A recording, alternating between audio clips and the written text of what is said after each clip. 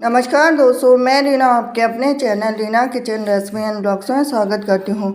तो कार्तिक माह है, सबसे पवित्र महीना अगर हम 12 महीनों में से मानते हैं तो कार्तिक का महीना पहला ऐसा शुभ दिन है जो कि पूरे महीने भर इसमें काफ़ी महत्व रखते हैं। इसमें हर देवी देवताओं की पूजा की जाती है, भगवान विष्णु से लेकर शिव जी से लेकर लक्ष्मी मैया से लेकर सब तक। तो आज हम जानेंगे सोमवार की व्रत कथा कार्तिक मास की।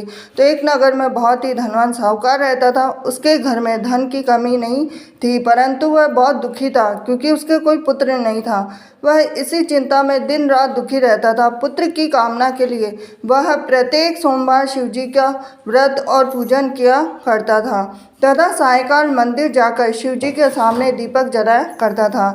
उसके इस भक्ति भाव को देखकर एक समय माता पार्वती ने शिव जी से कहा कि हे नाथ, यह साहूकार आपका अनन्य भक्त है, सदैव आपका व्रत और पूजन बड़ी श्रद्धा से करता है, आपको इसकी मनोकामना पूर्ण करनी चाहिए। शिव जी ने कहा कि हे पार्वती, यह संसार कर्म क्षेत्र है। जैसे किसान खेत में जैसे बीज बोता है वैसे ही फसल काटता है, इसी तरह से मनुष्य संसार में जैसा कर्म करते हैं वैसा ही फल भोगते हैं। माता पार्वती ने अत्यंत आग्रह से कहा कि हे प्रभु, यह आपका अनन्य भक्त है और अगर इसको किसी प्रकार का दुख है तो उसे आपको अवश्य दूर करना चाहिए। आप तो सदैव अपने भक्तों पर दयालु होते हैं और उनके दुखों को दूर करते हैं। यदि आप ऐसा नहीं करेंगे तो मनुष्य आपका पूजन और व्रत क्यों करेंगे।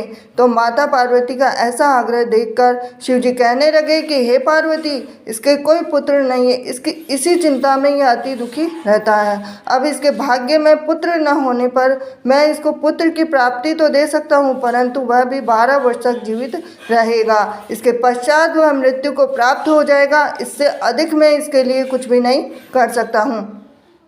माता पार्वती और भगवान शिव का यह वार्तालाप साहूकार सुन रहा था, तो इससे साहूकार को न तो प्रसन्नता हुई और न ही दुख हुआ। वह पूर्व के समय शिव जी का व्रत और पूजन करने लगा। अब कुछ समय के बाद में साहूकार की स्त्री गर्भवती हुई। घर में बहुत धूमधाम से खुशियाँ मनाई गई, लेकिन साहूकार के मन में तो था कि वो तो केवल 12 वर्ष तक जिंदा रहेगा, उसके बाद में उसकी कोई भी आयु नहीं थी। तो अब जब बालक 11 वर्ष का हो गया तो बालक की माता ने पिता से उसके विवाह करने की बात कही।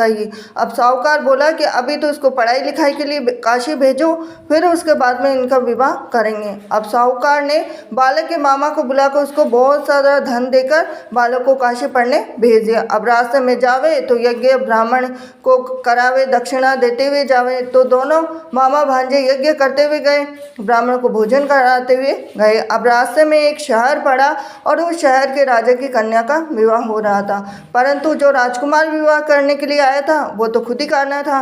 अब राजकुमार को देख राजकुमारी और उसके माता पिता विवाह में किसी भी प्रकार के अड़चन पैदा ना कर दे, इस वजह से उन्होंने उस सुंदर मनभावन लड़के को देखा तो उनके मन में विचार आया कि क्यों ना इस लड़के को वर के रूप में ढूंढ लिया जाए। तो ऐसे मन में विचार करके राजकुमार के पिता ने उस लड़के और उसके मामा से बात कर ली। अब दोनों राजी हो गए। दूल्हे का वेश बनाकर उनको कपड़े पहनाकर घोड़ी पर बिठा दिया। अब कन्या के द्वार पे पहुंचे तो सभी कार्य उनकी प्रसन्नता से पूर्ण हो गए। अब राजकुमार के पिता ने सोचा कि यदि विवाह का कार्य भी उसी लड़की से करा दिया जाए तो क्यों बुराई है, इसमें कोई बुराई नहीं है। तो ऐसा विचार कर लड़के और उसके मामा से कहा, यदि आप फेरों और कन्यादान के काम को भी करा दें तो आपकी कितनी कृपा होगी। अब सेठ का पुत्र जिस समय जाने लगा तो उसके राजकुमार की चुनरी के पल्ले पर लिख दिया कि तेरा विवाह मेरे साथ हुआ है, परंतु जिस राजकुमार के साथ तुझे भेजेंगे वो तो खुद ही करना है। अब मैं काशी जी पढ़ने जा रहा हूँ। अब सेठ के लड़के के जाने के पश्चात राजकुमारी ने जब अपनी चुनरी पर ऐसा लिखा हुआ पाया तो अंधे राजकुमार के साथ जाने से मना कर दिया।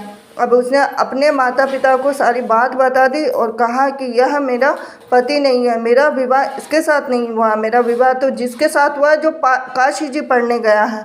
अब राजकुमारी के माता पिता ने अपनी कन्या को विदा नहीं किया और बारात वापस चली गई। अब उधर सेठ का लड़का मामा काशी पहुँचे। अब वहाँ जाकर उन्होंने यज्ञ कराया, लड़के ने पढ़ना शुरू किया। अब जैसे ही उसकी उम्र 12 वर्ष थी तो लड़के की अचानक तबीयत खराब हो गई। अब उसने अपनी मामा को बोला कि मेरी तबीयत बिल्कुल भी ठीक नहीं है। तो मामा ने कहा कि अंदर जाकर सो जा।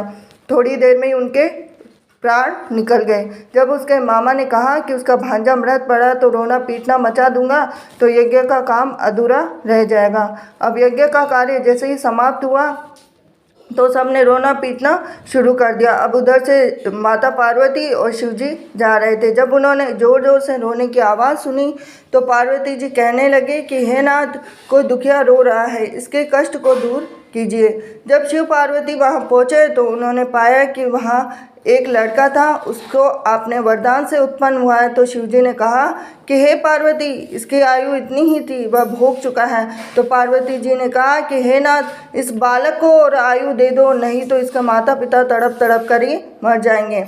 माता पार्वती के बार बार आग्रह करने पर शिव जी ने उसको जीवन का वरदान दिया। शिव जी की कृपा से उसका लड़का जीवित हो गया। अब इसके बाद में माता पार्वती कैलाश पर्वत चले गए। शिक्षा पूर्ण होने पर जब लड़का और उसके मामा यज्ञ करते हुए ब्राह्मणों को भोजन कराते हुए दक्षिणा देते हुए घर की ओर चले तो रास्ते में उसी शहर में आए और जहाँ उस लड़के का वहाँ की राजकुमारी से विवाह हो रहा था, वहाँ जाकर उन्होंने यज्ञ प्रारंभ किया। लड़के के ससुर जी आए, राजा ने उनको पहचान लिया, महल में ले जाकर उनकी आव भगत की, जैसे दास दासियाँ सहित आदर पूर्वक अपनी राजकुमारी और जवाई को विदा दिया। वहां से विदा होकर सेठ का लड़का अपने मामा और पत्नी सहित उसी तरह यज्ञ कराते हुए ब्राह्मणों को भोज कराते हुए दक्षिणा देते हुए अपने घर के लिए चले गए। घर जाकर लड़की ने अपने माता पिता को सारी बात बताई। इससे वे बहुत ही प्रसन्न हुए। शिव पार्वती, जैसे आपने सेठ और उसके परिवार को दिया वैसे सभी को देना। सोमवार व्रत कथा कहने सुनने हुकारा देने वालों को सबको देना। ये थी आज की सोमवार की व्रत कथा।